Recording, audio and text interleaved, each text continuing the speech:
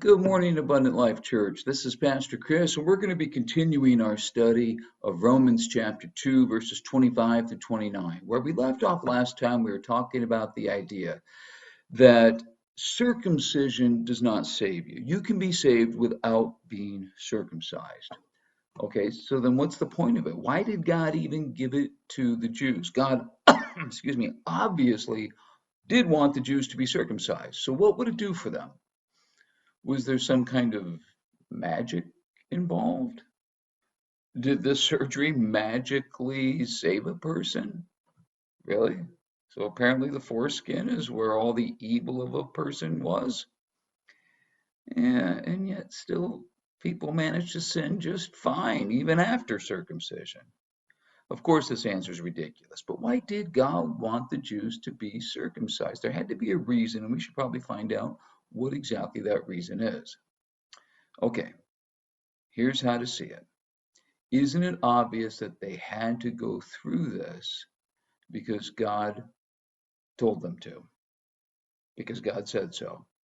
You know, we had, when I was a kid growing up, the best chair in the living room. Nice, lazy boy recliner.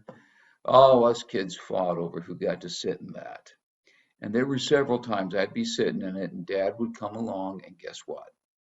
Out of my chair.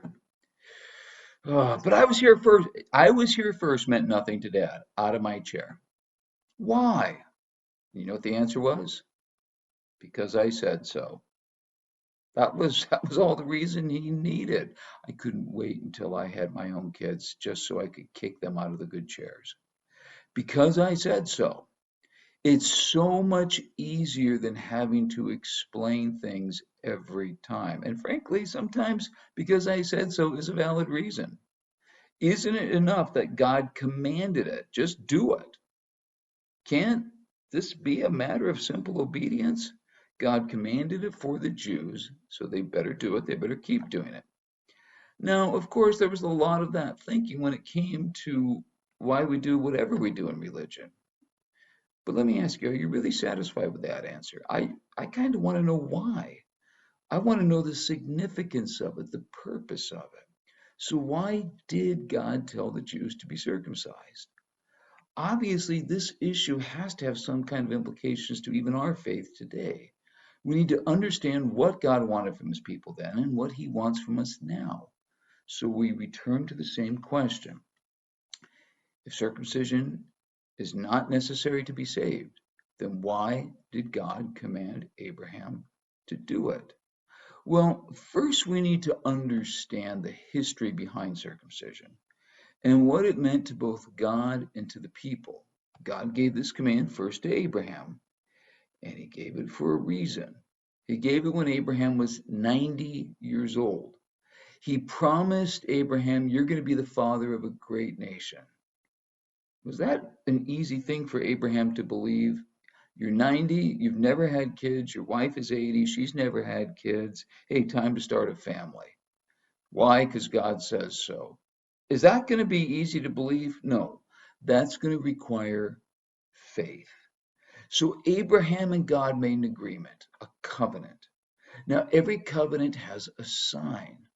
And as a sign of this covenant, Abraham agreed to be circumcised. What that's a sign of is, I have faith in God. God says he's going to do this, and to prove my faith, I will obey him and I'll be circumcised. Circumcision was a sign of faith. Yes, obedience, but mostly faith. I am trusting in God. And God is saying, I want you to pass that sign down to the generations I'm going to bless you with, because it's going to be a sign. This family trusts God. This family believes in God. Circumcision was simply a sign of faith. It wasn't the faith itself. If Abraham didn't believe God, but still got circumcised, I don't think this is really going to happen, but I'll go through with it just because God told me to. If it was just obedience, not faith, it wouldn't have any meaning. No, it was the faith that mattered, not the obedience, the faith. Circumcision was a sign of faith, and if you remove that faith, it is meaningless. What does, here, I just took this off so I can show you. What does this mean? There, you can see it on the camera now. What is it? It's a ring. It's my wedding ring. I used to love to, when the boys were little, I'd take my ring off and they'd say, Daddy, can I wear the ring? Can I be married to mommy? Yes, I put on, now they're married to mommy. Okay. This does not marry you. Make sure you can see that. This is a sign. It's not a magic ring when you put it on, oh, you're married. You can be married without a ring. But this is a sign of all the promises you're making, a sign of the faithfulness. It's a sign of commitment. But why that sign? Why the sign of circumcision? I think if God had said, hey, just wear this ring as a sign of you got it. Why not a tattoo? Well, even the physical act had special meaning. Some think it was a type of oath. May I be cut off from my people just as this foreskin has been cut off. May I be cut off just like that if I'm not faithful to the Lord, if I don't believe in God's promises. Circumcision, again, was a sign not of obedience so much, but mostly of faith. We will believe and we will trust in God.